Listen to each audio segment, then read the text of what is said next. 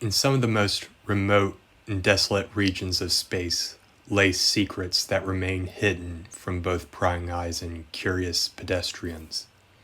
Maybe it's the countless stories of cruisers and freighters lost in these voids, claiming an unknown number of lives over the years, or maybe it's the delirious ramblings of those who've returned that recount stories of monsters, the like of which none should ever see. What started out as a joint operation between nameless corporations would result in some of the most credible accounts of creatures unknown. Sirens were blazing up and down the narrow passageways of the transport vessel, the shrieks of pain and horror mixed with the alarms to create an orchestra of nonsensical noise. Passing through the multiple levels of the residential quarters, these sounds emanated in waves, ascending slowly from the lower classes, making their way towards the front of the ship, towards the upper class rooms, and above them the crew's quarters. There, at the heart of the transport, 11C8. The few remaining crewmen had barely sealed off all access to the lower levels to prevent this infection from spreading. Earlier, they had shut down all the elevators throughout the transport to contain whatever was going on, but it only bought them a few moments at most. A coward's tactic, some might say, condemning hundreds, maybe even 1,000 lives so that a small fraction could survive. But they were already dead. That was the assurance they gave themselves. There is nothing we can do for them now. Even still, scores of families, strangers, immigrants, workers from all walks of life were being consumed meters below their feet, while others barricaded themselves into their rooms, prolonging the inevitable. Time always seemed to stand still while lost in the vast cosmos of space. A stillness that seemingly lingered within the confines of the Cam Star 2 facility, as its hallways and corridors remained eerily silent. Perhaps the only noticeable movement was an electronic door on the 23rd level that, for unknown reasons, refused to close, constantly locked in a perpetual loop of closing only halfway, jolting to a stop, and then opening back up. Despite the decrepit physical conditions throughout the facility, the flickering of lights and the low hum of power somehow managed to remain functional. With sound, the survivors would think, came the chance of evading detection. It was this mentality that let them survive this long, a mindset adopted from the trial and error of past attempts to escape. Silence was always an unwanted guest for those still alive in this massive station. Under normal circumstances, the Camstar 2 housed over 400 crew members consisting of scientists and engineers of different backgrounds and fields of expertise. However, about a few weeks ago, the company that oversaw everything announced that suddenly there were new opportunities opening across the galaxy, which would result in roughly 75% of the crew of the facility being relocated elsewhere. Now, with food reserves next to empty, what remained of the skeleton crew had few options left. But one thing was for certain. If help wasn't coming, at least they all get a nice view of the planet they currently orbited before death claimed them all. The communications officer's face turned pale as he fell back into his seat, and perhaps the galaxy's twisted means of karma, any requests for emergency assistance that the crew requested from nearby vessels had been refused. And because of the unknown nature of whatever pandemic had broken out on the transport, no spaceport was willing to let them dock, going as far as to threaten to shoot them out of space. Unable to find a port to dock within, the crew were at a loss, and time was working against them. All the while, the wails and screams of passengers had slowly began to die down. The officer would rise from his seat and make his way to the security console, watching the live feed of the whole transport, horrified at the mass loss of life that the monitors now projected. However, he noticed something in the corner of one of these screens. Something was off. But before he could say anything, one of the pilots had shouted that they had spotted some facility off in the distance. All in all, it's all just bricks in the wall. That's the way the song went. Townsend dare not hum the beat in the dead silence, let alone sing it. Scientists, custodians, engineers, none of them were special. None of them really had any great aspirations for life. They all just wound up there because some machine said so, spat their name out on a list of people to send into this blank void of space. All in all, you're all just bricks in the wall. His eyes panned across the room, looking at each of the survivors as if he was singing to them individually. They weren't the soldiers put on the front lines to fight against unrealistic odds, yet still somehow come out on top. And some of them may have had some firearms training in the past, and others may have been gun enthusiasts in their free time. A few of the engineers in the past had even had the occasional dick measuring contest about who had the biggest arsenal back at home. And even if you believed in half of these bozos, and they knew the stuff they spoke about, it'd do little good, because despite all their talk of training and experience hunting, it didn't really matter on a station where weapons or guns weren't really available. Sure, there was a security depot stationed here, but they learned very early on in this outbreak that small arms fire wouldn't deter whatever was in the facility. But then again, nobody really understood what it was or how it got here. But what was certain was that of the 93 crewmen of the Camstar 2 were all screwed the moment they arrived. About an hour ago, one of their own must have slipped out of the safe zone, the observational deck, the only place those things couldn't get him. Most likely he was trying to make his way to the hangar and find his way off the station. No screaming as of yet. Maybe he actually made it. Who knows? The medical bay. Seems like whenever something goes wrong in life, Ground Zero usually is within spitting distance of a hospital or treatment center. These were the thoughts of the lone man who dared tempt fate. He had been stumbling quietly in the dimly lit hallways and corridors for well over an hour now, with only the faintest of ideas of which way to go. He recalled the whispers and murmurs early on in this incident, and how it all started with one of the scientists being brought into that very room. The egghead had been feeling pain in his chest for some time until he was eventually rushed into first aid. It wasn't a heart attack, that much was certain, but that was the last anyone had ever seen the scientist alive.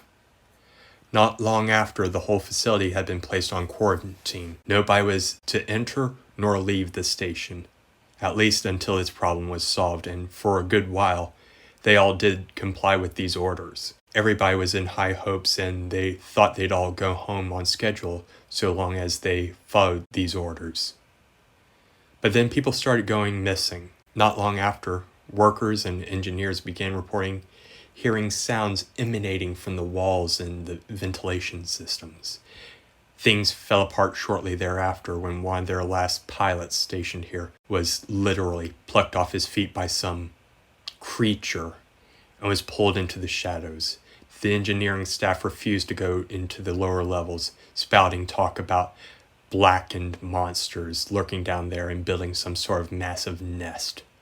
Those who dared venture down there would back up these accounts with their own harrowing tales. The man let out an inaudible sigh as he shifted his mind from the past to the present. He needed to focus on the task at hand: escape. And escape meant making his way to the hangar and attempting to find out how to pilot a craft. The hangar itself was vast, expansive. One would be forgiven for feeling small and insignificant given its scale. In the past, one of its purposes was the commute of workers and staff to board and disembark from the massive facility, but that was only a yearly occurrence, and in the meantime, the hangar's primary purpose was the shipment and loading and unloading of various unique items or relics found throughout the galaxy. It was from here that the staff would come into contact with the cargo that would eventually dam the entire facility. Still, there were a few small vessels left and craft docked within here, a few still on standby, ready to leave at a moment's notice. Through the bay doors, one could stare out into the depths of space and attempt to spot any movement from the surrounding cosmos. Though most attempts proved fruitless in the past, today would be different. What was a speck amongst the endless void gradually came into focus as it closed in on the station. A transport. However, it showed no signs of slowing down.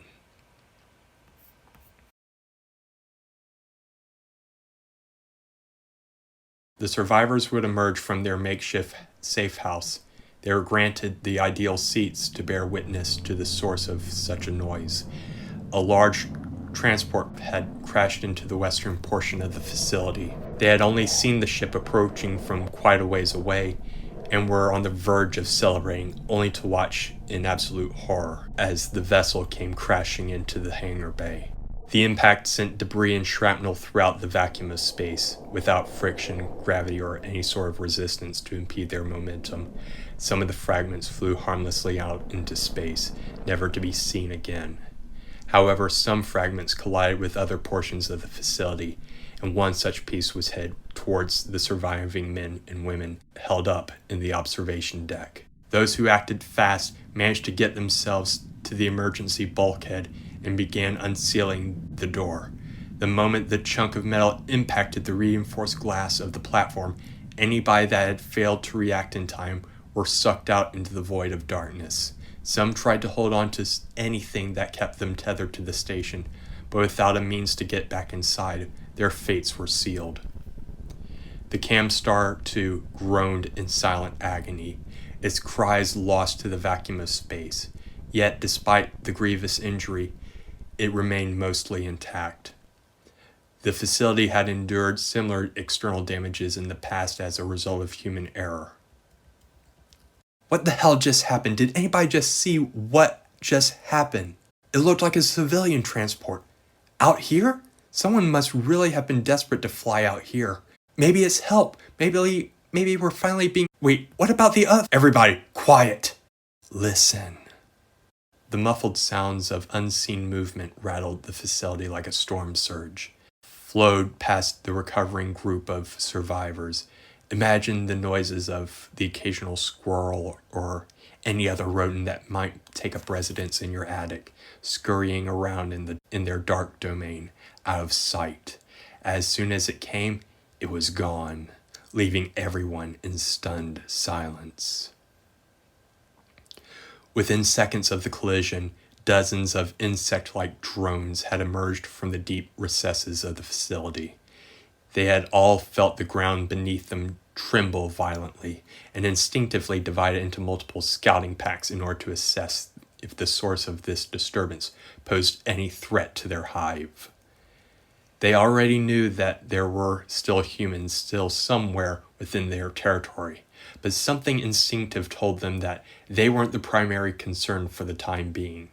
Even when several of these creatures had passed directly over the stragglers, their priorities remained the same. Yet there were already a few drones close enough to the source of the commotion and had already begun to hunt down any potential new threats. Standing there in the middle of the hallway stood a lone figure. At first glance, the creature's sight registered it was human, like the ones they've been searching for. Human, capture, prey. The basic instinctual commands resonated within its mind. Human, prey, capture. The drone would draw even closer. It wouldn't kill the human, its pre-programmed mind reminded itself. Well-suited beings were needed alive. Yet standing there in the dim flickering light, the subject made no sudden motions or movements. It made no attempts to flee, run, or respond at all. This one was different. Even as it moved closer, the human made no effort to move or anything. It just stood there. Its body was almost swaying in an invisible breeze. The creature paused. Something about this human was wrong. It could feel it in the air. The atmosphere grew pungent, foul, and rotten. Sick. This human was different. The creature knew not why or how or what was off, but something was odd. Within a split second, the creature drove its tail through the dead center of the human's chest. It was better to kill it than it was to let it pose any threat to the hive. And still, it didn't make a single noise. No scream nor shriek of pain like the dozens of others this creature has slain. Was this even a real person? Not something artificially birthed by their workers? The creature noted that the internal organs that were once housed inside the human now coated its tail. Vile, rotten, diseased anatomy, but human nonetheless. With ease, it brought the corpse up to its face, studying the fresh kill it had claimed. This human looked dead. Not the look of a fresh kill, though, but that of something left to fester in the open air. This thing moved. It tilted its head upwards and fixed its attention upon the creature. Had it taken this long for the human to realize its situation? The human opened its mouth, and the creature expected the loud, shrill scream of horror, but instead all it got was this guttural mixture of a moan and a hiss. It all as it expelled any air left in its lungs. The creature now felt the weight on its tail begin to shift, slowly jerking from side to side. This human was still moving. The drone let out an alarmed hiss as the corpse raised its arms, attempting to pull itself even closer. This the creature would not allow, and with a fling of its tail, it tossed the human into an adjacent pillar. With a sickening crack, echoed down the halls and corridors as the human's head shattered upon impact. Whatever was wrong with this one, it seemed to stop now. The ordeal was over in a few minutes. The human was dead now. The drone was certain of this. Shaking the gore off its tail, it began to move back into the shadows when it paused once more. There was movement even further down the hallway. It could feel vibrations emanating from the floor. Vibrations, movement, prey. It could tell that none of the hive were in that direction, and they wouldn't be this sloppy. No, these must be more humans, and they were getting closer. More humans, more prey. Benefit the hive. The creature reasoned with the situation. With more potential hosts on the way, it knew it needed to maintain the element of surprise in order to pick off each human one by one, killing only if necessary. No doubt the rest of the hive was already alerted to the new arrivals and were making their way to this very spot.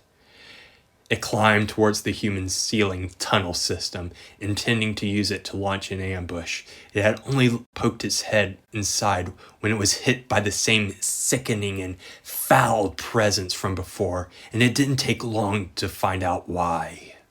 Staring back at the creature was another sick human who let out the same guttural moan. Startled, the creature instinctively spat upon the human's face, quickly dissolving it in seconds. But as the human fell forward, the corrosive mixture began eating away at the ledge the creature found itself upon.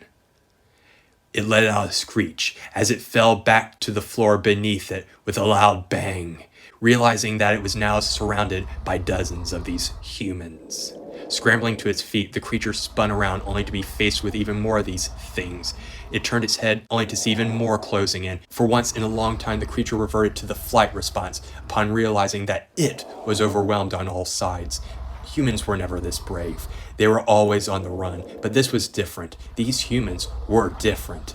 And that prevailing diseased aura radiated from each one of them. With a bellowing roar, the creature swung its tail, cleaving several of these things in half.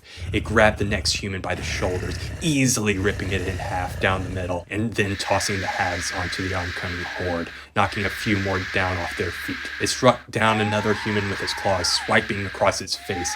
It turned and impaled its tail through multiple attackers and flung them down the hallway.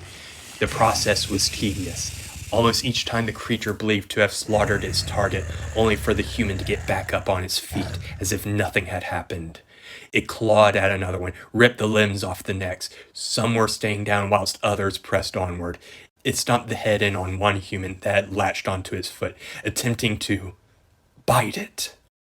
It faced the next one down and fired its secondary jaws right through the human's head. Down it went. When one human managed to climb onto the creature's back, it shrugged off the attacker and tossed it into the wall. Again and again, the creature proved itself to be the superior combatant, only for these humans to keep getting back. The creature lurched over. Something was wrong. The vibrations of movement began to blur together as the creature felt its senses turn against itself. Sick. Ache. Blurry. The creature thought. Cannot focus. It swung its claws and dispatched a few more people, but lost its balance in doing so. Its blackened hide remained untarnished. It struggled to get back to its feet, only to feel something within itself start to burn. A steam of acidic bile had launched from its mouth and onto the surrounding hallway. The walls, parts of the ceiling, and anything in its path was dissolved within seconds, including the very foundation they were all fighting on. With the structures surrounding them melting away, the creature and those not hit by its sickness were plunged through the floor into the darkness. So this is the thing that's been killing us off? One of them, yes. You sure it's dead? While the alien corpse before them had only recently stopped twitching, what were once the contents of its stomach continued slowly oozing from its mouth. Its neck had been contorted into an unnatural position, relatively speaking, of course. Nothing about these creatures, nothing about these things were natural. Above its body was a massive hole in the floor, which one the scientists about to make note of had extended through multiple stories of the facility. Before any further scientific inquiries could be made, the group jumped at the sickening sound of something striking the floor next to the creature, specifically the sound of something with a skeletal structure, breaking every bone in its body upon impact with the reinforced floor. Composing themselves, they turned to see that something had splattered the surrounding ground with a bloody mess. What? Where did that?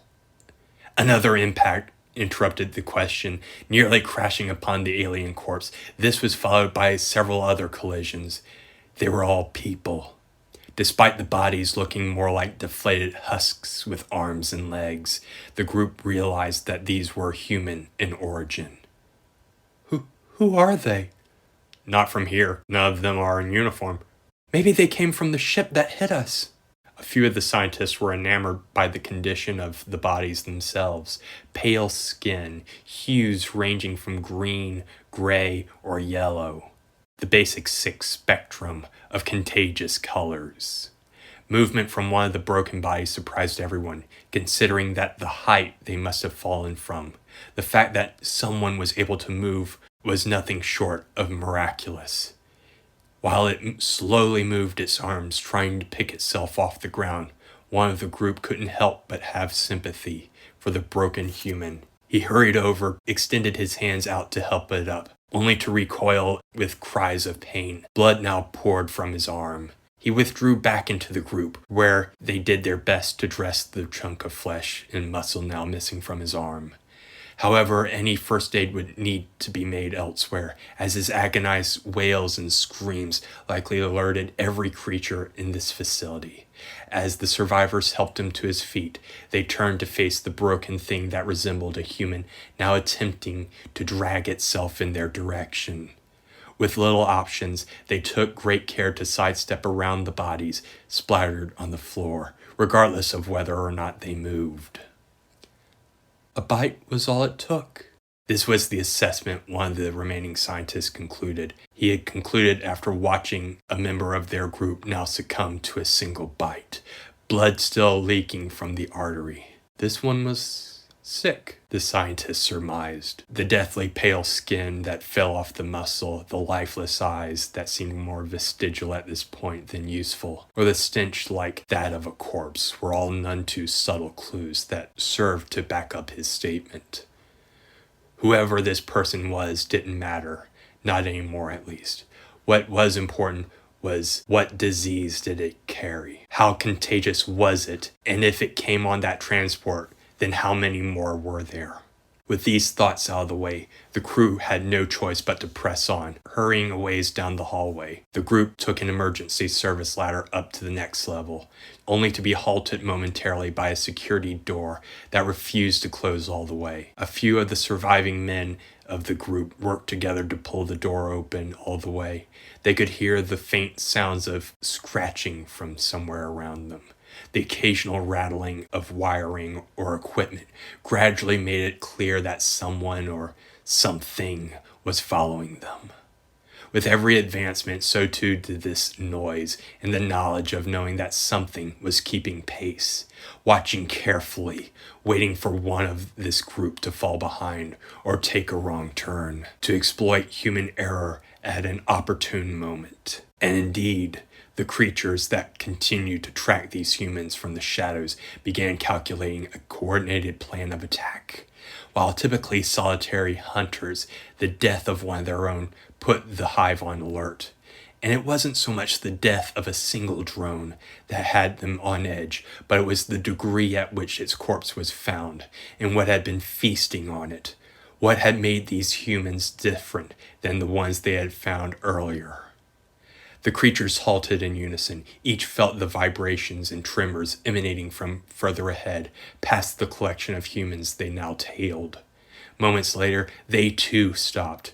These humans, the survivors, stopped, having recognized one of their own amidst the gathering of people that slowly came into focus.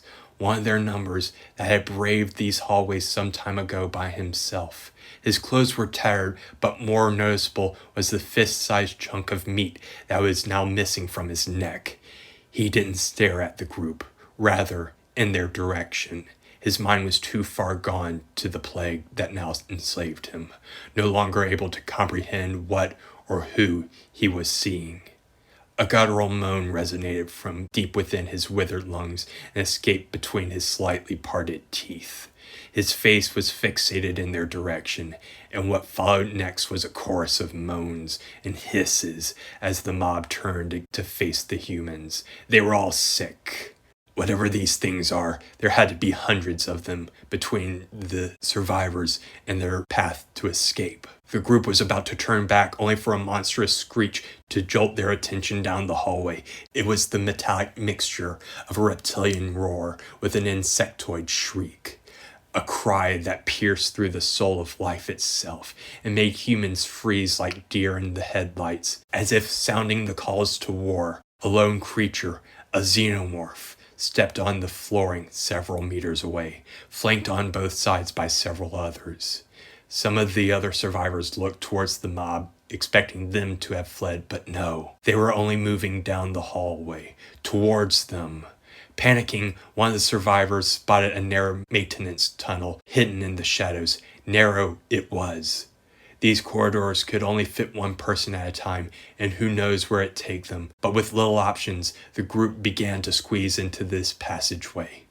The Xenomorphs had already began their charge, pinning one survivor to the ground before dragging her off into the shadows.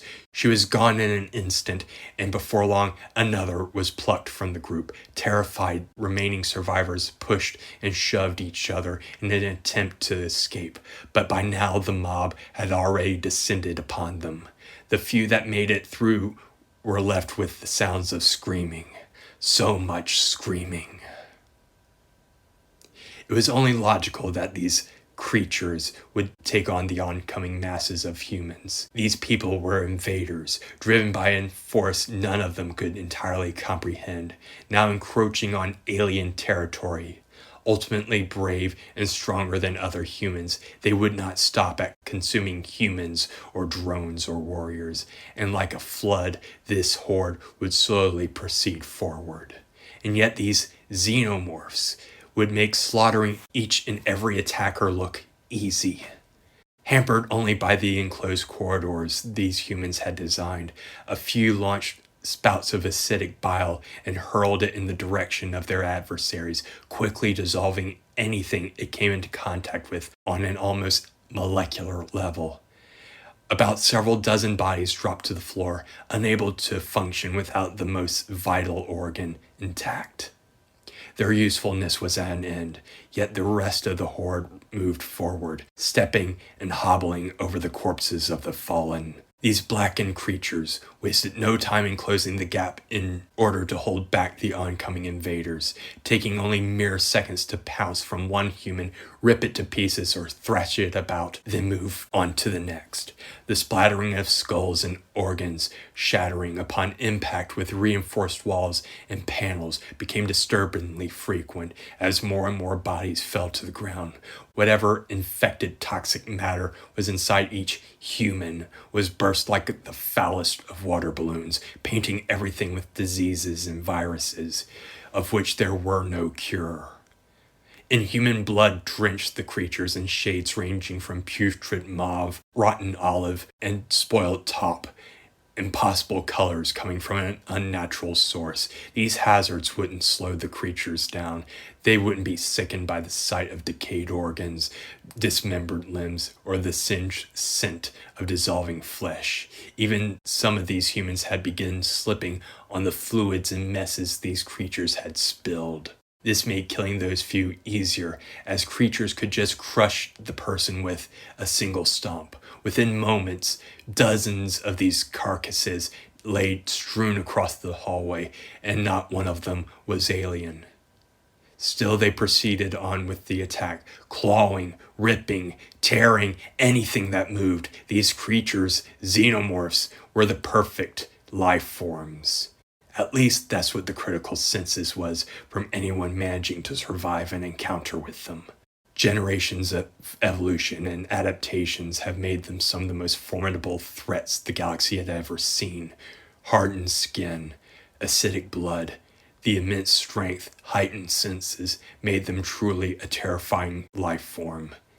And yet, these people pressed forward. It was this lesson that the Xenomorphs had begun to realize, that no matter how many bodies were dropped, torn in half, or dissolved, nothing gave these people a moment's hesitation. With each kill of a human, two more would emerge from the shadows.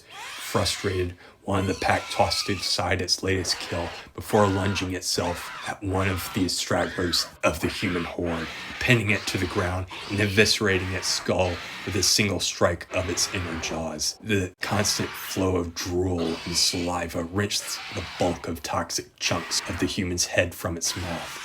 Noticing the relative ease this killing resulted in, the alien set its gaze on another human and repeated the process, yielding the same result. Before long, the creature had begun to discover what it had believed to be the human's weaknesses, a revelation that was shared subconsciously with the rest of the hive. Stumbling back to its feet, it targeted the next human when an ear-splitting shriek erupted from one of the drones. Despite its efforts, the corpses that laid at its feet, it was overwhelmed. There was no other way for the creatures to process what they were now witnessing, and with a sickening crack, these filthy, diseased people did what few thought possible. They broke a xenomorph. The sound was one of the creature's arms twisting off at the joint, like how the branches of a tree can be snapped off and broken after twisting and yanking in ways it wasn't meant to withstand. So too did this beast's arm. Blood sprayed out like a hose, engulfing everything and dissolving it into mush. Human remains, these shambling corpses, or the environment began melting away in seconds. Any attempts of a proper body count eroded through the floors and walls with a gut-churning hiss. Within seconds, parts of the floor gave way, swallowing anything within the facility's darkening gut. Xenomorph, human, anything could be consumed. It made no difference. Whatever this outbreak was, it had spread into multiple sections of the station. These things, these people may look like such, but only physically. The natural cycles of life and death had come crumbling down as the infected masses migrated down the hallways and corridors, slowly sweeping the grounds and floors for any form of the living, completely oblivious to anything else.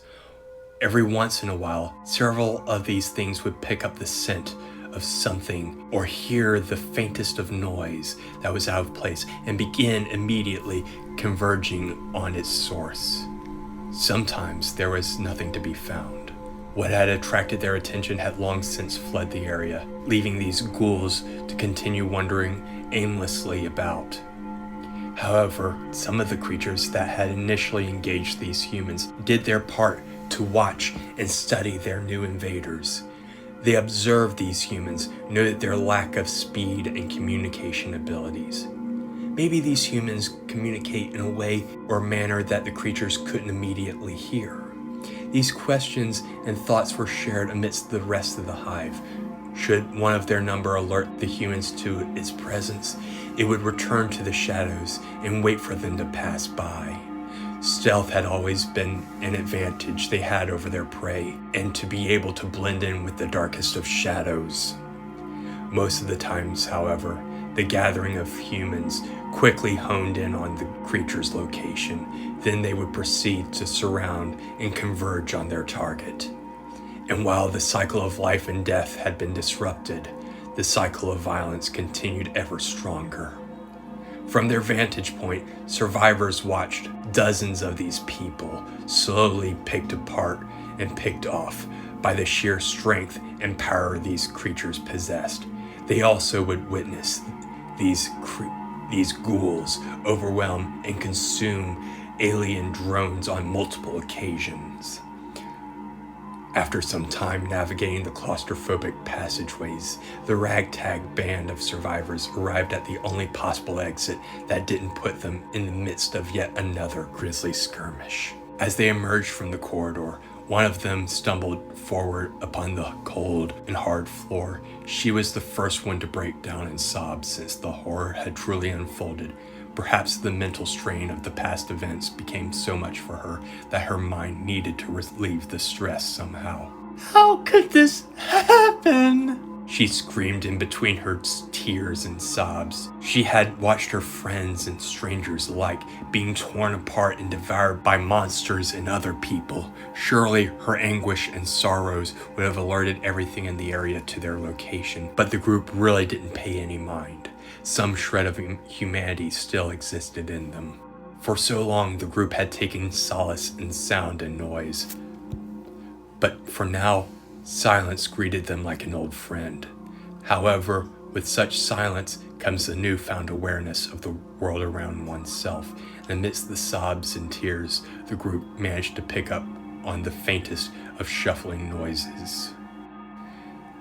Then, at the far end of the hallway, perhaps 30 or so meters away, a single face had just turned down the corridor and was now glaring at the group. From this distance, they recognized the figure as one of their own. Though his name eluded the collective, his was a face that they remembered sometime in the recent past. They were about to call out when the sounds of footsteps hushed them before they could even utter a syllable. The group shifted their focus, and from behind them, the source of the footsteps came, and like a herd of drunken cattle, 3 men came careening down the dimly lit hall. Even from afar, the group could tell that these strangers didn't belong in the facility. The tattered remains of their uniforms were a dead giveaway. The trio must have noticed the group and began charging towards them. Within seconds, the pain and agonized breaths of air became audible as the factions drew closer. Before any could react, however, an all too familiar silhouette launched itself from the shadows and tackled one of the trio into the wall. The force of the impact must have shattered his spine, killing him instantly. Then with a flick of its tail, the next was hoisted up into the air as a blade-like appendage had been driven squarely through his heart. Thinking fast, the survivors managed to pry open a nearby door and began to file inside. With seconds to spare, they let the stranger join them in their escape before forcing the doors closed once more. Outside, the Xenomorph let out a bellowing howl and drove its claws into the metal doors. Its attention was so focused on the prey that it was naturally caught off guard by the group of infected humans as they tackled it to the ground, among which was the very familiar face whose name will be forever lost to the pages of time. "Who are you?" demanded one of the engineers, who then shook his head. "Not important. Why are you here, and what did you bring with you? What are those things?" Time passed as the newly formed group deliberated amongst themselves and presented the facts surrounding their situation. The stranger revealed himself to be one of the last surviving members of his transport, 11C8. That some kind of disease had broken loose on the ship and infected practically the entirety of the passengers, turning them into what now roamed the station. Why they had crashed there was simply because they had nowhere else to land and didn't know what else to do. At least that was his version of events. The group in turn shared any relevant information they had about the creatures on board the station, how the people went missing, the hive or nest being constructed in the lower levels. Over the next hour or so, plans were devised. For too long, those trapped on the station were forced to remain absolutely silent out of paranoia. But now, all these ideas and thoughts flowed out like water from a burst dam. Some of them were scrapped while others were further discussed in greater detail. Ideas like storming the armory for whatever was left over, gathering rations and waiting this out until help arrives, or everyone making a mad dash for the hangar were discarded, as well as some of the more imaginative suggestions. Mankind was capable of errors and lapses in logic, especially in stressful situations such as these, something that these creatures have exploited time after time. Whether on these grounds or elsewhere across the galaxy, humanity's fear of the dark and unknown had been one of its greatest undoings. To survive, they would need to confront this flaw. They would need to face fear itself. It is unknown what exactly happens to the mind of the infected if all traces of humanity were shut down in order to boost the more primal attributes and characteristics of human nature.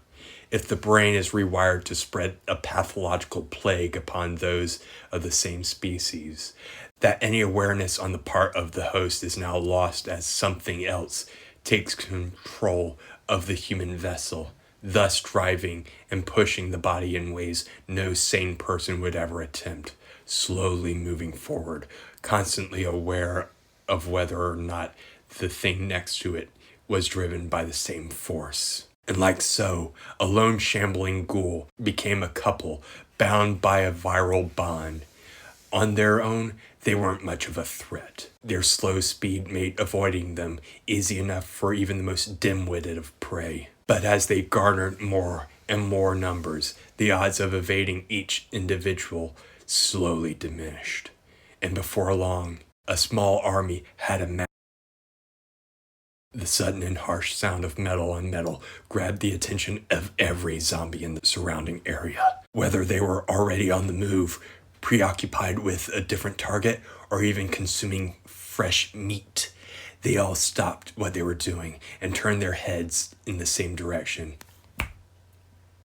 Another bang summoned every member of the plague to their feet and began slowly making their way in its direction. Slowly but surely, hundreds of these walking dead proceeded down hallway after hallway, following the source of this noise, whatever it may be. Even the creatures that had taken to the shadows began to emerge from hiding in order to investigate the source of this disturbance. They began to hiss and snarl, sensing that something was off. The humans were at work, and the floors vibrated with the shuffling of unsteady feet as a result. Within seconds, dozens of Xenomorphs began to prowl the darkened corridors and hallways in search of the commotion. Several would emerge only to re-engage these undead forces yet again, while this distracted a portion of the hordes. The remainder continued to follow the magnetic clanging deeper and deeper into the depths of the facility. And sure enough, its source was human in origin. 4 of them, in fact. The ones that knew the lower levels better than anyone left on the station. The ones that had refused under any circumstance to re-enter these lower levels. The engineers. They could navigate the gunmetal gray gradient floors and rusted panel walls, having worked there for so long, rarely ever making their way to the upper levels. Townsend regrouped with the others once they were certain that things were going as planned. They proceeded down the hallway, taking lefts, rights, and eventually slowing down to glance back and make sure that they were still being followed. Every so often they needed to backtrack a ways, banging, kicking, and shouting, causing all sorts of ruckus. But gradually the undead masses would begin flooding the corridor, slowly trickling into the dimly lit hallways, following the source of the scent and sounds of their prey. The four were about to continue deeper into the lower levels of the facility, only to come face to face with a large monstrosity. The men stared at their reflections, the monster's domed head, for what felt like an eternity, before one of them snapped out of his daze and bravely charged the creature, who easily swatted him away. The remaining three slowly began to back away towards the oncoming zombie horde, looking for some opening to get past. Before the beast could pounce on them, however, it lurched forward slightly as an unexpected weight found itself on its back. It could feel two arms wrap around its neck, and it began to panic, as perhaps one of these infected humans had caught it by surprise.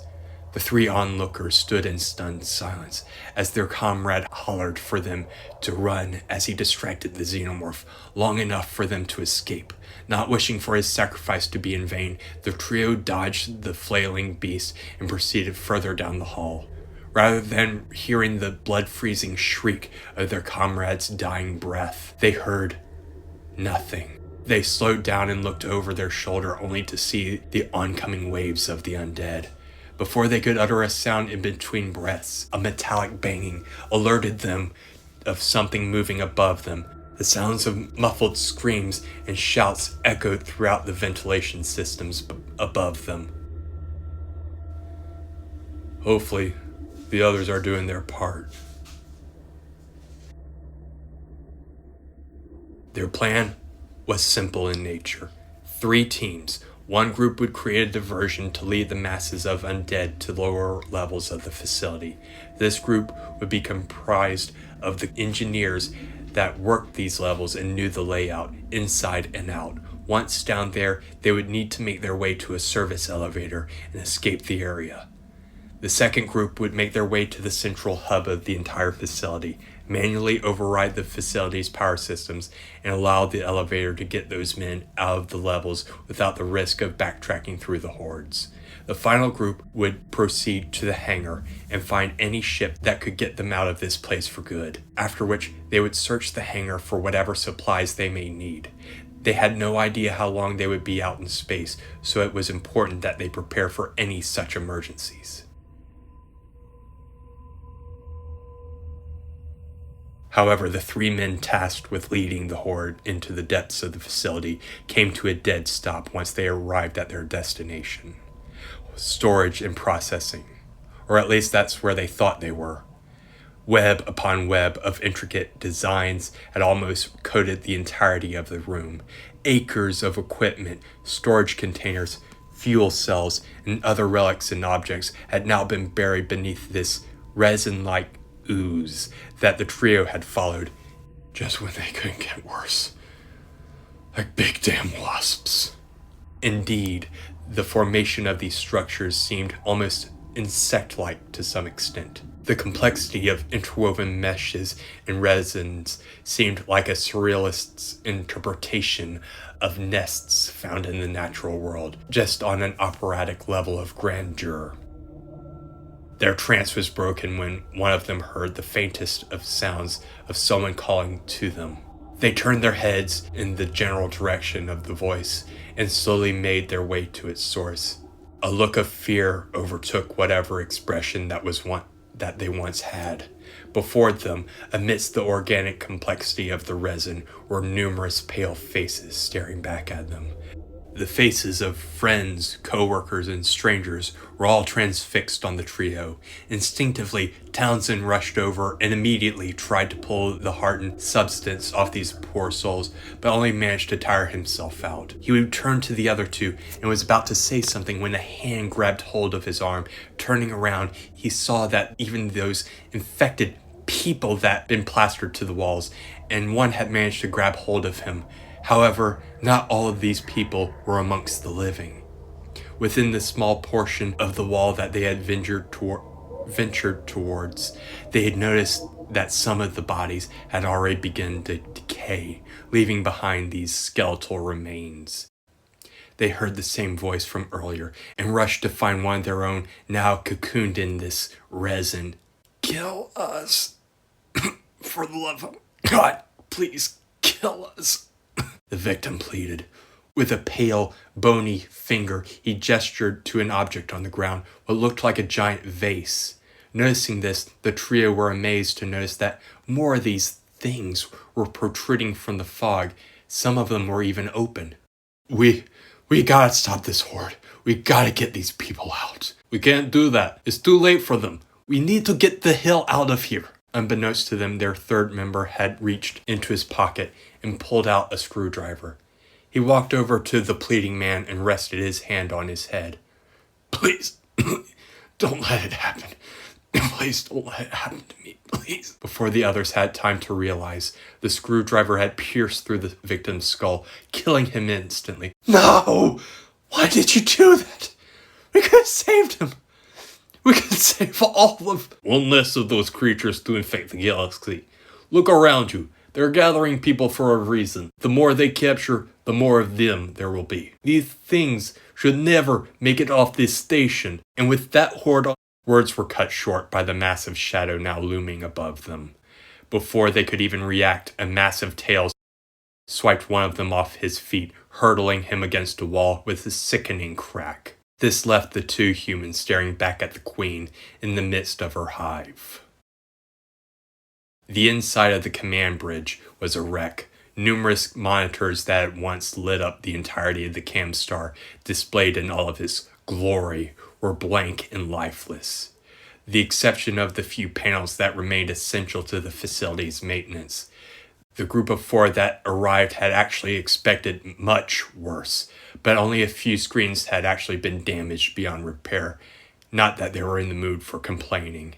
Within moments, those that had an understanding of the layout had gotten to work.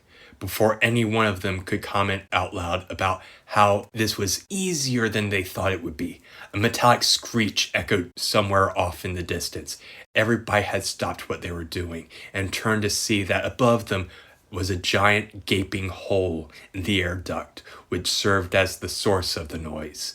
Something was going on in the station, and nothing was stopping the number of horrors from the surrounding area from venturing into the room.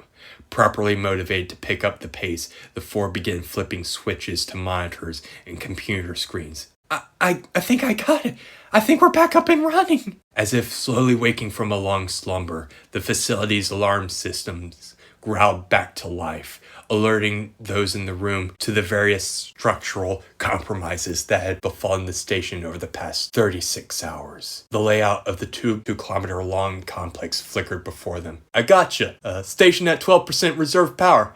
Not a lot, but it should be enough. Thankfully, hull integrity is holding strong. Facility, much like the ancient story of the Titanic, a few missing parts, that is, just in reverse or something to the effect." It was safe to say that anything that had been in the massive spaceship's path, however, was buried beneath tons of rubble or had been damaged beyond repair. To their fortune, there were still some transports that managed to avoid collision and seemed relatively unscathed.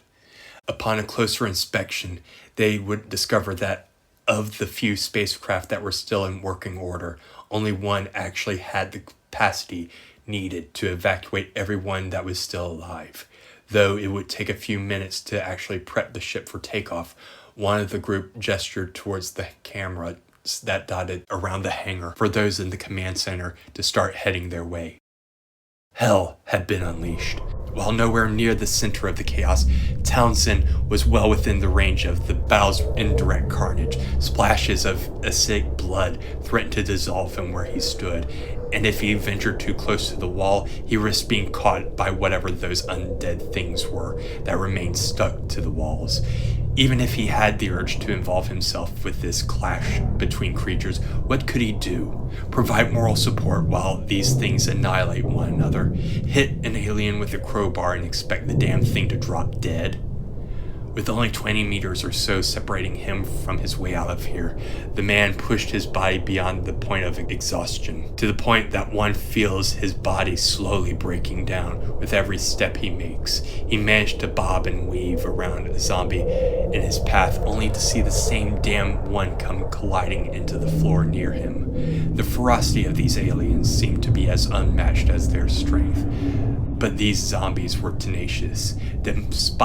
Despite whatever bones this ghoul had broken upon impact, it still made the attempt to grab the fleeing human. Returning his focus to the goal at hand, he navigated through the confusion of the battle and arrived at what had been the alcove that led to the elevator. He instinctively expected the doors to open for him automatically, but was disheartened to see that they only managed to open just a few inches. After prying the doors to the lift open, he clambered upon the platform, which immediately jerked to action. Thankfully, the creatures added this section to their domain. Had they, there would have been little doubt whether or not that any outcome would be for the better. Slowly, the platform began carrying him upwards, and not a moment too soon. When only a few feet off the ground, he caught a glimpse at several of those crab-like spider creatures that he had witnessed latching onto the faces of others. The creatures even tried leaping after the platform, only to come up short. Too exhausted to say anything, the engineer opted for the next best thing and shot him a bird. Townsend chuckled to himself and looked upwards and knew that the end was in sight. His heart was pounding in his ears, and after a moment or two, that's all he could hear. Even the shrieks and howls of the war beneath him slowly began to fade away. Finally, he could catch his breath, and for a brief moment, he managed to calm down. But that's when he noticed something. Though the acoustics of battle had faded away, the pounding hadn't. And no sooner had he turned his attention back down the shaft to find the source of the noise, had the screech of metal grinding against metal ended the silence. Within an instant, the sound had been replaced with the faint series of thumps, which were growing louder and louder by the second. Something was coming. The engines had already begun roaring to life once the elevator finally reached the hangar, and the remaining crew was in the process of loading whatever supplies that they could possibly need. This place had served as both their home as well as their prison. Personal effects and belongings remained frozen in their own slice of time, untouched since this whole ordeal had begun. Some of these relics bore the sentimental value that almost made their retrieval seem rational, but for now, these things would remain. The crash transport did yield some supplies and its share of horrors, but fortunately no more lives would be claimed within its hull. The methodic system of scavenging and preparing would come to an abrupt halt when the final survivor reunited with the rest. "We need to go now!" Everybody turned their attention to him. Some rushed over to welcome Townsend back, an attempt to console him for the torment he must have endured, yet he remained focused on leaving. Initially, they assumed that he was ready to get the hell out of here, which was understandable. However, when he literally started trying to drag everyone onto the escape craft, managing even to fasten a few of the weaker survivors into a seat, they realized it wasn't over. He was about to repeat this process when he was forced back by some of the other crewmen. "Just give us a few minutes here, buddy." "No, she's coming. She's coming. Listen, we know that those things will be back, but you bought us some time. Listen, give us a few minutes and we'll be right out of here, I promise." "No, you don't understand." The roar of metal bursting off the ground froze everyone in their place. Half expecting the war cry of a savage monster, some of the group covered their ears. Others began bracing themselves for some sort of last stand, only to be met with silence. Deafening silence. Summoning the courage to venture back out into the hangar, the group were stunned to see sprawled out on the floor the alien queen. Slowly, they approached the downed creature, only to see that its once untarnished hide and scales had been fragmented and chipped. The queen let out a faint hiss, warning them from trying to approach her, but that was the last thing that seemed to deter their curiosity. It was the blood that still trickled from the fresh gaping wounds on her nigh impervious body, the fluid slowly eating away the cold metal floor that she lay dying upon. From where they stood, the damage was quite evident. Most of her claw-like fingers that had extended from her arms twisted backwards, bent at an agonizing angle, or were missing altogether.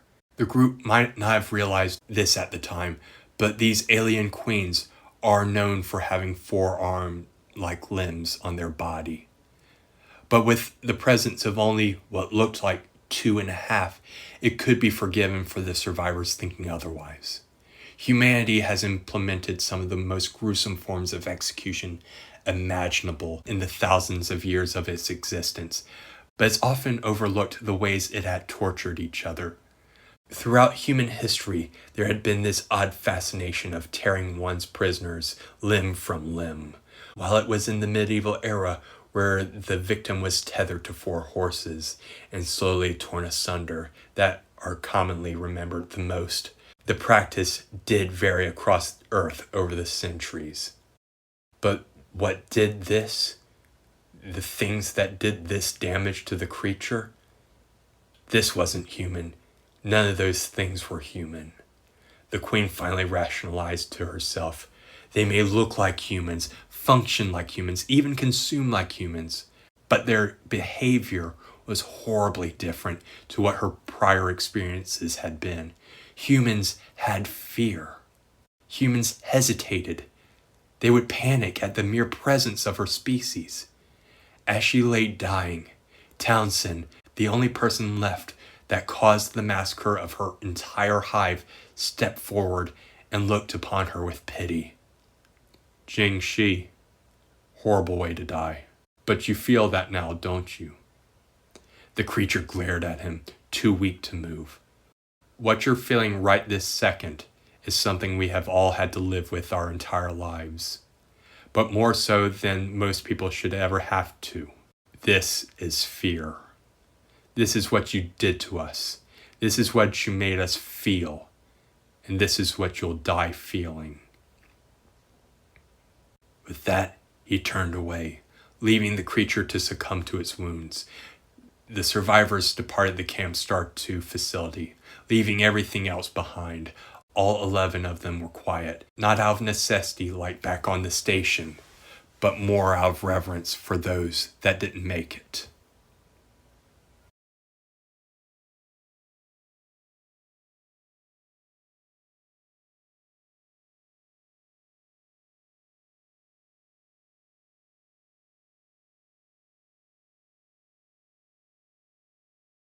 Well, this incident was quite interesting. Out of all of the simulations we've run, we actually had a few survivors manage to escape our latest test. Survivors? Indeed, we have 11 confirmed personnel that survived both the Horde as well as the infestation. Once we have a lock on their craft, shall we neutralize them before they make contact with the outside world? Oh, no, not yet. Their survival will now provide us with something that the previous test failed to yield. First-hand accounts. We now have people that saw exactly how these two forces interacted. Very well. We'll move to intercept their craft. You know, I'm feeling generous right now. Perhaps we can provide these victims with some financial compensation for their ordeal. May I ask what the point of this was? Simple. If we're to utilize the xenomorph species for our benefit, then we at least need something that we can also destroy them as well. We won't always be able to nuke an outbreak the moment things get out of hand, and sending in the colonial marines or hiring mercenaries could backfire. This undead option has now proven to be largely successful alternative with a 75% success rate. And where do these zombies come from? A virus, Sergeant. And before you ask, the supplier of the virus is beyond your pay. Asking too much wouldn't be in your best interest.